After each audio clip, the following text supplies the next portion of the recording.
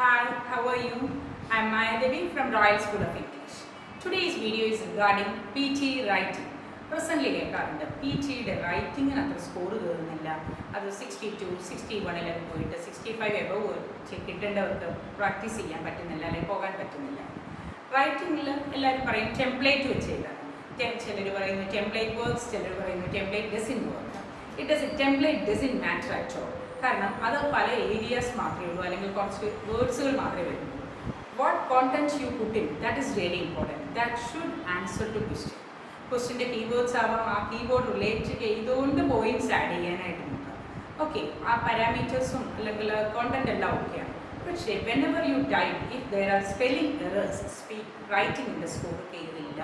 റൈറ്റിങ്ങിൻ്റെ മാത്രമല്ല, റീഡിങ്ങിൻ്റെ സ്കോറും ഇങ്ങനെയാണ് പോകുന്നത്. കാരണം നിങ്ങളുടെ വേർഡ്സിൻ്റെ സ്പെല്ലിംഗ് എറേഴ്സ് വന്നാൽ നിങ്ങളുടെ വൊക്കാബുലറി എററാണ് വരും.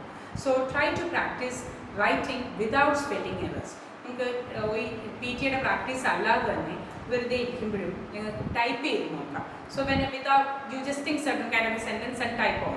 ചില കുട്ടികൾ ടൈപ്പ് ചെയ്യുമ്പോൾ ഫിംഗറിൻ്റെ കോൺഫിഗറേഷൻ അനുസരിച്ചിട്ടാണ്. ഇപ്പോൾ ദീന്ന് ടൈപ്പ് ചെയ്യുന്നു, പക്ഷേ അത് THE എന്നല്ല വരിക, TEH വരും, അല്ലെങ്കിൽ HTE എന്ന് വരും. ഇതെല്ലാം സ്പെല്ലിംഗ് എറേഴ്സ് ആണ്. As an examination it is not underlined like MS Word.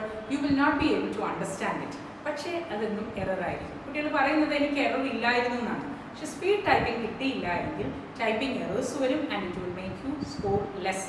അതുകൊണ്ട് ദിവസവും PT പ്രാക്ടീസ് ചെയ്യുന്നവർ ഒരു half an hour typing speed practice ചെയ്യാനും വിത്തൗട്ട് എറേഴ്സ് വെച്ചിട്ട് പ്രാക്ടീസ് ചെയ്യുന്നതും നല്ലതായിരിക്കും, rather than focusing on template. And definitely content is important, but templateൻ്റെ പുറകെ ഒരുപാട് പോകരുത്.